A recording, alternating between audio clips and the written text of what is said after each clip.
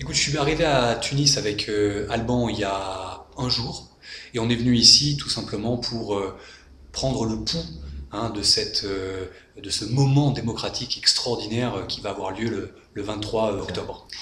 Notre idée, c'est d'essayer de faire une sorte de live tweet, d'aller dans la rue, de rencontrer des gens, de témoigner de ce qu'on voit, de récolter des anecdotes. Et tout ça, de le délivrer si possible en temps réel, hein, c'est ce qu'on appelle le live tweeting, dans la rue, où qu'on soit, que ce soit à Tunis ou dans les environs, et de publier tout ça en ligne directement. D'accord. Je dois dire qu'on est vraiment très impressionné par l'effervescence qu'il y a.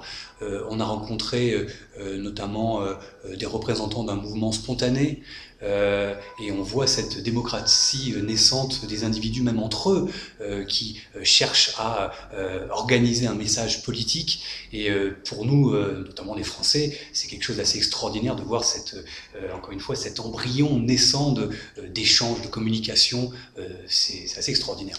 Alors on est là depuis pas très longtemps, mais on a effectivement quelques petits retours et il semble y avoir par-ci par-là des inquiétudes. Elles sont assez diffuses et des inquiétudes soit sur ce qui va advenir après le 23, soit parce qu'il y aurait peut-être des frustrations qui naîtraient après les élections, mais il y a aussi d'autres inquiétudes sur le contenu, ce qui va ressortir concrètement de cette constituante, notamment l'article 1er, sur la nature de l'État ou de la République qui va se mettre en route dans les mois qui viennent. Donc petite inquiétude, mais bon, grande excitation, quoi qu'il se passe, c'est vertigineux ce qui se passe ici.